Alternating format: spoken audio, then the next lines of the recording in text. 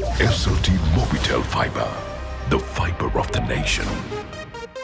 SLT Mobitel Fiber, the fiber of the nation. Tomex Pellam sa විසබීජ අවම කර දින 3ක් දක්වා ටොයිලට් එක ෆ්‍රෙෂ්ව තමයි. Tomex.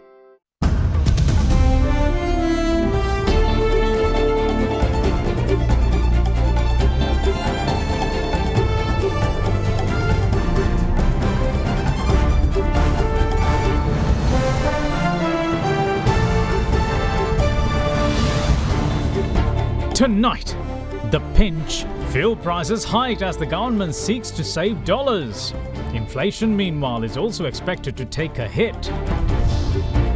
The root cause, overall lack of standards, is to blame, says the committee which probed LP gas-related incidents. Forex crisis. Haven't decided to talk with the IMF, says the cabinet. High and dry. The GMOA takes the strike island-wide as some call the move a pathetic attempt to bolster membership. All that and much more coming up on First at 9. This Tuesday, the 21st of December, 2021. Fair and Lovely will alut nama then Glow and Lovely. Fair and Lovely then Glow and Lovely. From AdaDerana, this is AdaDerana First at 9. Live from Studio 24 in Colombo.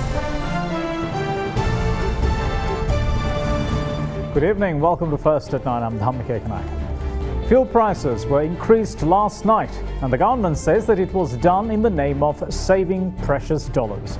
The move is expected to make inflation jump by about 3%. Meanwhile, with there also being serious doubts over the government's ability to honour the country's debt obligations, the central bank governor is calling for calm, insisting that some $3 billion will be added to the reserves shortly. He, however, failed to mention from where it's coming from. As part of addressing the country's forex crisis, the government said that the demand for fuel should be reduced, and to do that, fuel prices should be increased. In the backdrop of the dollar shortage, any significant sums spent on recurring imports inevitably depletes foreign reserves. Chief among them is fuel. As such, the Ceylon Petroleum Corporation raised the prices of fuel effective today. The new price of a 92-octane petrol litre is 177 rupees, a hike of 20 rupees. The price of 95-octane petrol, which was formerly at 184 rupees, has been put up by 23 rupees to 207 rupees per litre. A 10 rupee hike was made to the price of auto diesel. A litre of it, which was at 111 rupees, will now cost 121 rupees. As for super diesel, the price of a litre has gone up by 15 rupees to 159 rupees. The price of kerosene has now also increased by 10 rupees from 77 rupees per litre to 87 rupees. In the meantime, the Lanka IOC also put their fuel prices up in line with the CPC price hike. The IOC's price of a litre of 92-octane petrol, auto diesel and super diesel are on par with that of the Ceylon Petroleum Corporation's prices. However, a litre of the extra premium petrol 95 has risen by 23 rupees, taking the price to 210 rupees. That's 3 rupees more than what consumers will have to pay for CPC's Octane 95 petrol. Meanwhile, the fuel price increase is very much likely to cause a ripple effect. Bakery owners, three-wheeler drivers, school transport services and representatives of the haulage industry have urged the people to brace themselves for price hikes in their respective sectors. In any case, the Ministry of Power says that Sri Lanka burns 350 to 400 million US dollars on fuel imports every month. The ministry says that opening letters of credit is becoming increasingly difficult, with an IC worth $92 million has become a challenge owing to the dollar crisis. However, the ministry also assured that there won't be a shortage of fuel in the country, as the current reserves are sufficient to last until mid-January. In the meantime, Cabinet spokesperson Dalasala Peruma noted that the central bank governor Ajit Niwad Cabral thinks of the impact of the fuel price hike. ඇතරම අද උදේ අජිත් නිවාඩ් කබ්‍රාල් මැතිතුමත් එක්ක මම පුද්ගලිකවත් මේ පිළිබඳ දුරකථනයෙන් සාකච්ඡා කරා. ඔවුන්ගේ අනුමානය උද්දමනයට 3% පමණ බලපෑමක් මේ හරහා සිද්ධ වේවි කියලා කියන පුරවකථනය තුළ තමයි ඉන්නේ. ඒ නිසා ඔවුන් ඉල්ලීමක් කරන්නේ මේ භාවිතා කිරීම පිළිබඳව යම් යම් ආකාරයෙන් අපි යම් විනයක් පවත්වාගෙන ආ යුතුයි කියලා විශේෂයෙන්. දැන් මේ මොහොත අපි සාකච්ඡා කරන්නට ඕන මේ රජයේ විදියට මේකෙන් දැඩි ලෙස පීඩාවටපත් වෙන ජනතාවට අපේ සහෝදර පුරවැසියන්ට කොහොමද අපිට රජයක් විතර උදව් කරන්න පුළුවන් වෙන්නේ. ඒ සඳහා අපි විසින් ගත යුතු ක්‍රියාමාර්ග කුමක්ද කියලා කියන එක අපි ඊළඟ කැබිනට් මණ්ඩලයේදී ඒ ගැන සාකච්ඡා කරන්නම්. When the central bank governor was confronted about the country's dwindling forex reserves as he made his way out following an event, he had this to say. December දවසේ අනිවාර්යයෙන්ම බිලියන 3ක් තියෙයි. අපේ සංචිතවලට ඒක ඇඩ් වෙනවා. බය වෙන්න තු ඉන්න. කොහොම ණය ගෙවනවා කියලා මම කීප සැරයක්ම කියලා තියෙනවා. ඒක අනිවාර්යයෙන්ම කරනවා. බිලියන 3ක් අනිවාර්යයෙන්ම තියෙනවා. ඉතින් මේ කලබල කරන විවිධ කතා කරන අයට කියන්න එහෙම කරන්න එපයි කියලා මේ රටට හානියක් කරන්න ඒගොල්ලෝ. Chairman of the Presidential Committee appointed to probe the LP gas-related incidents, Professor Shanta Valpola says that an overall lack of standards from gas composition to components involved has led to the bizarre series of high-profile incidents in the recent past.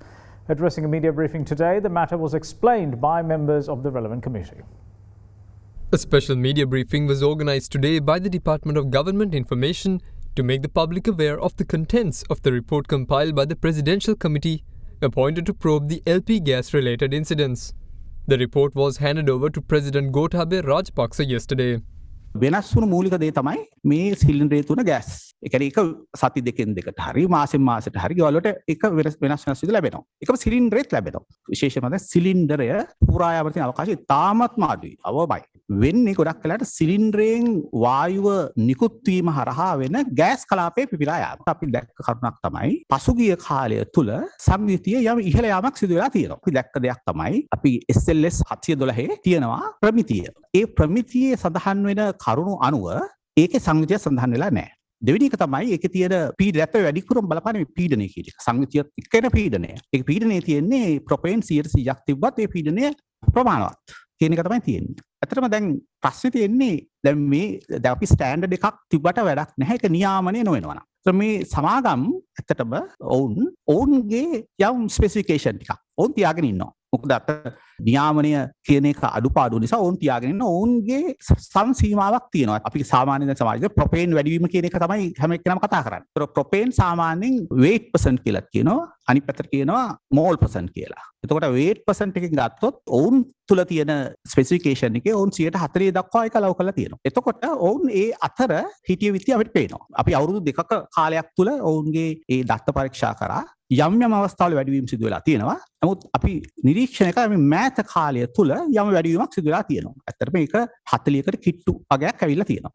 එතකොට දැන් ඇත්තටම සංයුතිය වැඩිවීම නිසා මේ සිදුවිය හැකිද? ඊළඟ තියෙන ප්‍රශ්නේ ඒකයි. මොකද හේතුව තමයි අපි දන්නවා විශාල සිලින්ඩර් ප්‍රමාණයක් භාවිතා වෙනවා මිලියන් 3ක් 4ක් පමණ. එතකොට පුපුරා යාම සිදු වුණ ප්‍රමාණයකට තම සියලු ඒවා පුපුරා ගියේ නැහැ. එතකොට තමයි අපි ඊළඟට හොයාගෙන යනකොට අපි දැක්ක දේ තමයි අනතුරු ඇති කොටස් ස්පෙෂලි රෙගියුලේටර් සහ අනතුරු කොටස් වලත් පැහැදිලිව අපි දැක්ක දෙයක් තමයි නියමිත අපි කියනවා ප්‍රමිතියේ ප්‍රශ්නයක් හා නියාමනයේ ප්‍රශ්නයක්. ඒ කියන්නේ වෙළඳපොළ තුල භාවිතා වෙමින් පැවතුණු සමහර කොටස් වල අතරම ඒ පැත්තත් නියාමනය වෙලා නැහැ. එතනදි මෙතන විද්‍යාත්මකව විග්‍රහයක් කළොත් මේ පිළිබඳව වාර 6ක රෙගියුලේටරයක් තියෙනවා. අපි පැහැදිලිව දැනගන්න අවශ්‍යයි සිලින්ඩරය සාමාන්‍යයෙන් අධිපීඩන කලාපයේ තියෙන සිලින්ඩරයක්. ඊට රෙගියුලේටරෙන් පසුව තමයි පීඩනය අඩු වෙලා ඒක ලිපට සපයන්නේ. එතකොට රෙගියුලේටරේ නියම පරිපාලනය සිදු නොවුනහොත් අනිවාර්යයෙන්ම එතනින් පස්සේ ප්‍රශ්නයක් තියෙනවා. රෙගියුලේටරෙන් පසුව තියෙන ප්‍රශ්නක් තියෙනවා. එතකොට එක පැත්තකින්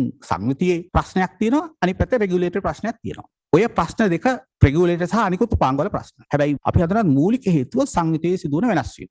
සංයුතියේ සිදුවන වෙනස් වීමත් සමග ඇතිවන අනිකුත් කරුණු තමයි අවසානයේ මේ අනුතුරු වලට හේතු වෙන්නේ කියන එක තමයි අපේ වාර්තාවේ ප්‍රධානයක් කරලා තියෙන්නේ. අපි මූලිකව නිර්දේශ ඉදිරිපත් කළා. ඒකේ කෙටි කාලීන නිර්දේශයක් හැටියට කමිටුවේ සියලුම දෙනා ඒකමතිකව තීරණය කරපු තමයි සංයුතිය දැනට 130ට අඩු විය යුතුයි. ඒ නිර්දේශවල පාරිභෝගික ආරක්ෂණ අධිකාරියට අපි නිර්දේශ 6ක් දීලා තියෙනවා. එතනදී පළවෙනි එක තමයි ආනයනික හෝ දේශීය නිෂ්පාදිත ගෑස් සිලින්ඩර් හිස් කපාට හා රෙගියුලේටර් සහ SLS ලාංඡනය අනිවාර්ය කිරීම. ඊළඟට අපි import and export control එතුමාගේ දෙපාර්තමේන්තුව අපි එක නිර්දේශයක් දීලා තියෙනවා. ඒකේ කියනවා කපාට රෙගියුලේටර් ගෑස් නල හා ද්‍රව පෙට්‍රෝලියම් වායු හා ගෑස් සුදුන් සඳහා අදාළ සංශෝධිත ප්‍රමිති වලට අනුකූල වන පරිදි ආනයන හා අපනයන පාලක පනත යටතේ අංක තියෙනවා. දරන ගැසට් පත්‍රයේ සංශෝධනය කර ඒට ඇතුළත් කිරීමට එහි නියාමන වගකීම මේ ප්‍රමිති ආයතනය පැවරේ. අපි ගෑස් සමාගම් වලට අවශ්‍ය නිර්දේශ ලබා දීමත් සමගම මේ මුළු යාන්ත්‍රණයටම අවශ්‍ය නිර්දේශ ලබා දෙන්න ඕනේ. ලංකාවට ගෑස් එන තැන ඉඳලා අවසානයේ පාරිභෝගිකයට එන සියලුම ආයතන වලට අදාළ නිර්දේශ ලබා දිය යුතුයි. එතනදී විශේෂයෙන්ම අපි ලිට්‍රෝ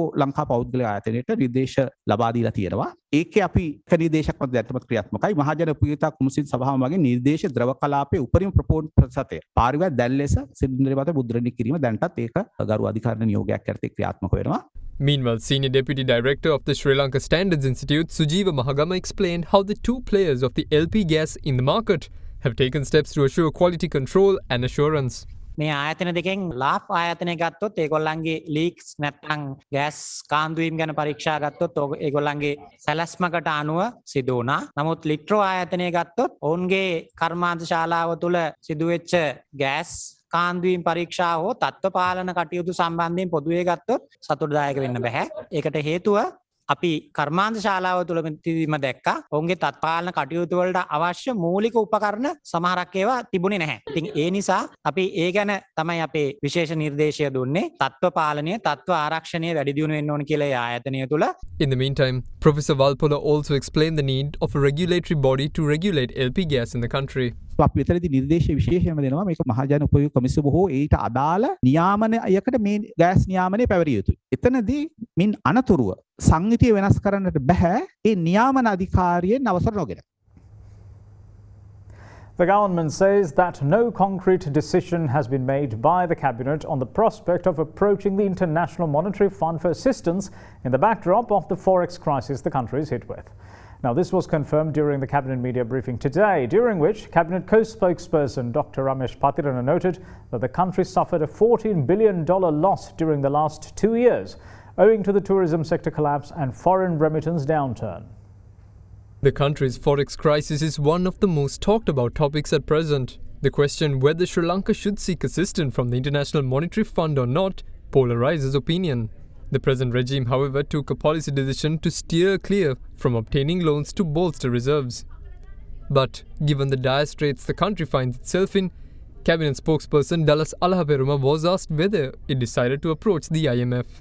නෑ කැබිනට් මණ්ඩලය තුළ විවිධ අදහස් දීර්ඝව ඇමතිවරුන් තම තමන්ගේ මතයන් නිර්වුල්ව ප්‍රකාශ කරා. සාමූහික තීන්දුවකට ආවේ නෑ. විශේෂයෙන්ම මුදල් අමාත්‍යවරයා රට තුළ නැමැති වෙලාවක ඒ පිළිබඳව තීන්දුවක් ගැනීමේ හැකියාවක් කොහොමදත් නෑ. හැබැයි මතක තියාගන්න ඕන එකක් තමයි IMF කියලා කියන ආයතනය පිහිටවල තියෙන්නේ ජාත්‍යන්තරව. අපි වැනි රාජ්‍යයන් වලට යම් යම් ආකාරයකින් මැදිහත් වීම උදව් කිරීම සඳහා 2008 අවුරුද්දේ අපේ ආර්ථිකය ඉතාම දරුණු අවපාතයකට මුහුණ පාපු වෙලාවේ බොරතෙල් බැරලයක මිල ඩොලර් 140ට ගිහිල්ලා අනිත් පැත්තෙන් යුද්ධේ දරුණුම වෙලාවේ ඒවකට මහින්ද රාජපක්ෂ ජනාධිපතිතුමාගේ ආණ්ඩුව IMF ආයතනයත් එක්ක සාකච්ඡා කරන්නට තීන්දුව කරා. ඒතර මෙතන තියෙන්නේ සාකච්ඡා කිරීම එකක්. සාකච්ඡා කිරීම ඊට විවෘත තලයක සිදු වෙන දෙයක්. ඒතර සාකච්ඡා කිරීමෙන් පස්සේ ණය ගැනීම දෙවෙනි කාරණය. ඒ වගේම ණය ගැනීමක් සඳහා කොන්දේසි වලට යටත් වෙනවද නැද්ද මොනවද ඒ කොන්දේසි කියලා කියන එක තුන්වෙනි කාරණය. ඒ නිසා මේ පළවෙනි කාරණයට කියන්නේ මේ සාකච්ඡා කිරීමට අපි යනවද නැද්ද කියලා කියන එක පිළිබඳවත් අවසන් තීරණයක් අරන් නැහැ. All this happens under unforeseen circumstances, as you know, with the corona and COVID situation enveloping the whole world. So we nearly lost about $10 billion income for last 2 years from tourism alone. The foreign remittance has gone down. Nearly we have lost about 14 billion for last 2 years. So if you consider the total amount of loans that we need to repay over a long period of time, it's about 42 billion. So you can see the gamut of it. And we have lost about 14 billion for last 2 years. And now it's coming back to normalcy. We are very hopeful that even under difficult circumstances, our export performances were decent. And having these difficulties only, we have started restricting imports in 2020. Yes, we restricted importation of motor vehicles and also the other products that could be produced in this country. We saw that. And also as the policy, the government did not take loans having understood the gravity of the scenario. You know, successive Sri Lankan governments had taken loans over a period of time since we started our economic policy in 1977 towards a market economic policy. All the governments had taken loans, but we have been repaying all these loans. That's the important fact about it. None of the governments of this country had defaulted loan repayment. And even now, under this grave situation, we as the government are very confident that we should be able to repay the loans of ours. So that's a difficult scenario. But to remedy this situation, situation, yes, we need to improve our exports. We need to curtail our imports, and also we need to rebuild the economy with the support of the tourism industry. We need to send people for their foreign jobs. We have to ensure that we get the foreign remittances. All those are the multifaceted approaches. So government has taken all these initiatives, and we are continuously supporting all these sectors. And we keep our fingers crossed that we should be able to come out of this situation in 2022. It was also put to the cabinet co-spokesperson that there are various ministers embarking on foreign visits when the country is in a dollar crisis. The number-wise, this is an insignificant number, and this story is blown out of proportion. Most of the government ministers, including myself and Honorable Dala Salahaperuma, we have never traveled abroad for last 2 years. And you take His Excellency President's foreign visits, which were mandatory, and he accompanied only few people, which were deemed necessary for him to accompany him at that time. So, in relation to His Excellency's visits and also considering other ministers, we have curtailed our visits. We are saving very important foreign currency for this country. So only a insignificant number who have traveled abroad, and some of them, true, they have gone for their personal visits, spending their personal money, and few ministers have gone for official visits, which are mandatorily required. So it doesn't mean that they are spending, those who are on government visits, it doesn't mean that they are spending lavishly, and they are spending bare minimum. So we are taking all the measures that is necessary to control government expenditure, not only in relation to foreign currency, but also locally as well. His Excellency the President has saved about 3 billion rupees per annum during last 2 years, each year consecutively. With there being speculation in social media that Sri Lanka agreed to pay $6.7 million to the Chinese fertilizer company, Qingdao Seawind Biotech, despite its fertilizer consignment being substandard, Cabinet co-spokesperson Dr. Ramesh Patirana gave clarity on the matter. Then අපි අවිසින් මෙම dollar මිලියන 6.7ක ප්‍රමාණය ගෙවීමට තීන්දුව අරගන්නට පූර්විකාව නැත්නම් පසුසලේ සකස් වෙන්නේ මේ හා සම්බන්ධ අධිකරණමය කටයුත්තක් පැවතුණා. එම අධිකරණමය කටයුත්තේට අදාළව නීතිපත්තුමන් විසින් ලබා දුන් පැහැදිලි කිරීමක් සහ ඔහුගේ මඟ පෙන්වීම යටතේ මේ තීන්දුව ගන්නට කැබිනට් මණ්ඩලය තීන්දුව කරේ. එහිදී මේ පාර්ශ්ව දෙකීම කරුණු සලකා බැලීමෙන් පසුව දැනට ශ්‍රී ලංකාව විසින් එම නැවට ගෙවී යුතුව තිබෙන ඩොලර් මිලියන 6.7ක මුදල ගෙවීමට තීන්දුව කරන ලද්දේ ශ්‍රී ලංකාවේ ප්‍රමිතියට අනුකූල වන පොහොර නැවත ශ්‍රී ලංකාවට ලබා දීමේ කොන්දේසි යටතේ. බොහොම පැහැදිලිවම දැනටමත් එම සමාගම විසින් ශ්‍රී ලංකාවේ performance bond එකක්. එහෙම නැත්නම් ඩොලර් මිලියන 5ක තැන්පතුවක් අපිට ලබා දීලා තිබෙනවා අදාළ සමාගම් මගින්. ඒක නිදහස් කිරීමක් සිදු වුණේ නැහැ. එතකොට මේ බොන්ඩ් කියාගෙන තමයි ගෙවීම් සිදු කරලා තිබෙන්නේ. එම ගෙවීම් නැවත නිදහස් කරන්නේ ශ්‍රී ලංකාවට ප්‍රමිතියෙන් ඉහළ ශ්‍රී ලංකාවේ ප්‍රමිතියට ගැලපෙන පොහොර ලබා දීමෙන් පසුයි. In the meantime, the cabinet has decided to revise the number of subsidy installments paid for rubber recultivation and new cultivation. Currently, 350,000 rupees per hectare is paid for rubber recultivations and 300,000 rupees per hectare is paid for new rubber cultivation in 8 installments. The cabinet has approved to pay this subsidy in 5 installments. It has also approved an incentive payment of 14,000 per hectare for cultivations with rubber plants up to 50 centimeters in growth within 5 years of planting. Meanwhile, the cabinet has also green-lighted a proposal to extend the grace period given to tourist accommodation providers to settle their electricity bills by a further 2 years, with effect from the 1st of March 2021. The go-ahead has also been given to table the policies and guidelines for granting preparations under the Office of Repatriation Act No. 34 of 2018 in Parliament and to gazette them thereafter. We'll see you shortly. Bear with us. Big 3. Welcome back. You're watching First at 9. Now then, thousands of patients who came to hospitals in hope of obtaining medical assistance were left high and dry today as the Government Medical Officers Association took their strike island-wide. What was primarily a strike against alleged arbitrary post-internship appointments has now grown to include 7 more demands. However, the GMO's motives are yet again questioned by fellow medical experts. The Government Medical Association launched a 24-hour strike yesterday in 5 districts, crippling health services in relevant areas. Today, they decided to expand it across the island. The strike was based on 7 demands and against the alleged arbitrary post-internship appointments. As such, the strike got underway at 8 this morning in many hospitals, including the Colombo National Hospital, Kalubowila Hospital and the National Eye Hospital. However, the GMO has said that despite the strike, essential hospital services, emergency services, child and maternal services, kidney and cancer services will function. Nevertheless, outpatient and inpatient care services were disrupted due to the strike, and patients who had come while enduring various hardships seeking treatment were left high and dry.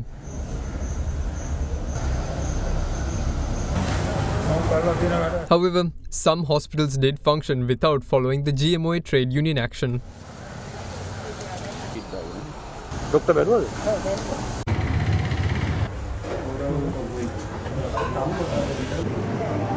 Meanwhile, the GMOA is adamant that they will continue to strike until the demands are met.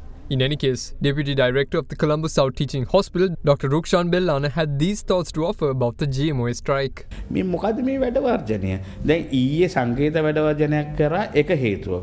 අද වෙද්දි හේතු හතක් ඇති වෙලා තියෙනවා. මුල්පත්වීම් ලබන වෛද්‍යවරුන් 500 ගානකගේ සමාජිකත්වය දැහැ ගන්න මේ තමන් හොයන ලොක්කෝ කෙරුමෝ කියලා පෙන්න ගන්න දඟලන දැඟලිල්ලක මේ කරන ස්ට්‍රයික් එක. මේක මේ රටේ අන්තදුගී හෙම්බත් වෙලා තියෙන ජනතාවගේ කරුමයක්. Minister of Health Kehelia Rambukwala took to Twitter to say that vaccination cards will be made mandatory at public places from the beginning of next year. The move also has the backing of the Sri Lanka Medical Association. The Omicron COVID variant is now detected from at least 90 countries across the globe. In a backdrop where the World Health Organization has warned about the severity of its spread, the variant has now started to become the dominant variant in some countries. For example, in the United States, its Center for Disease Control and Prevention said that Omicron has overtaken the Delta variant by accounting for 73% of new infections last week. The numbers of the CDC showed nearly a six-fold increase in Omicron's share of infections in only 1 week. Further, the variant is responsible for an estimated 90% of new infections in the New York area, the Southeast, the Industrial Midwest and Pacific Northwest. Meanwhile, with regard to the COVID situation in Sri Lanka, medical experts urge the public to be on their best behavior to avoid the spread of any variant in the country.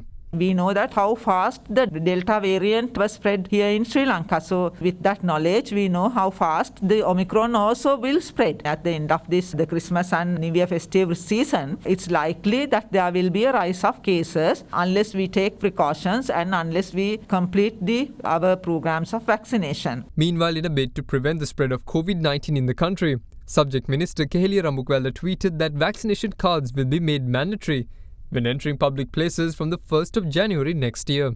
The move also has the backing of the Sri Lanka Medical Association. I think that is something that has to be implemented. I don't believe on taking sort of legal action against people who would not take the vaccination card. But I feel that if you are not with vaccination card, then there's a delay of at least 5-10 minutes for you to attend to what you want. So that the people anyway will start taking it. So I just don't see it as a big issue of taking that vaccination card, particularly for public places. And it is for welfare and the security for the others. So I think that we all should be able to commit for that. In this backdrop, the government is swiftly administering the booster dose to the public to ensure that they are protected from COVID during the festive season.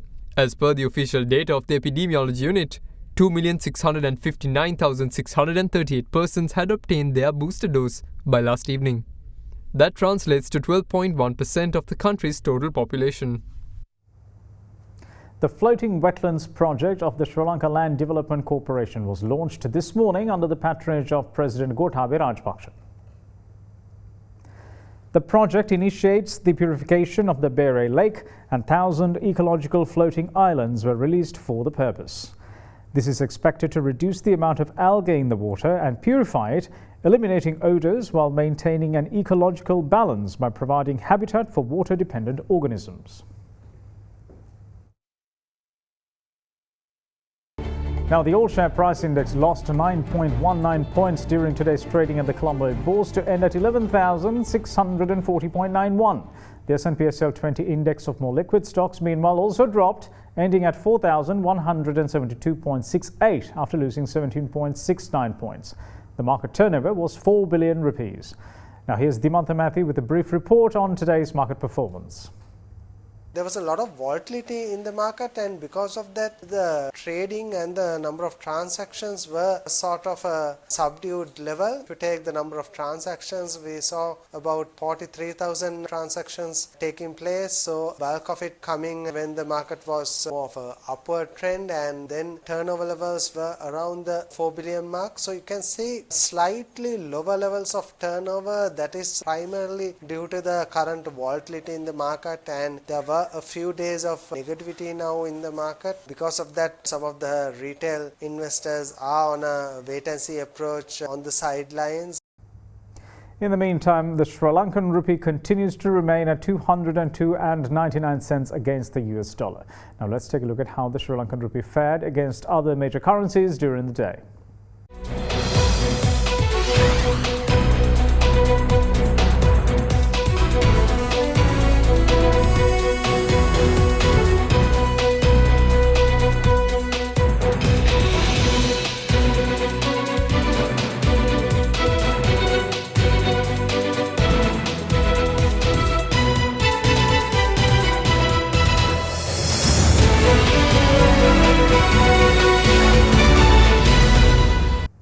Now then, the outlook of Christmas has been one of joy and festive shopping, but from a spiritual perspective, the message is that it should not be limited to just that.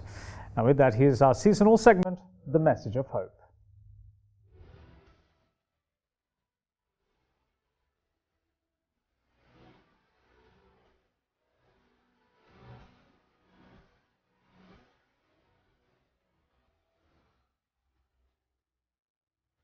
We are now preparing for another great event.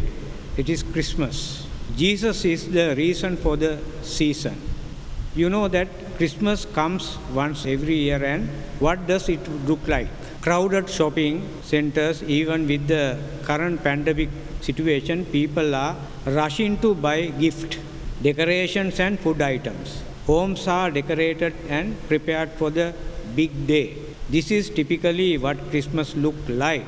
While all the traditions are an important part of our celebration of the season, do we get too caught up to not realize what Christmas is actually? I believe we should prepare ourselves for especially replacing the birth of Jesus at the front of center of our hearts and minds. Let's start thinking a little differently. How can we make Christmas look a lot more like Jesus? We are going through a difficult time. No need to spend our money and other things for ourselves. We have to share with others. Then you can enjoy Christmas if you are doing like that. Then we have to rethink about these things. You may have a great Christmas and wish you have a wonderful year.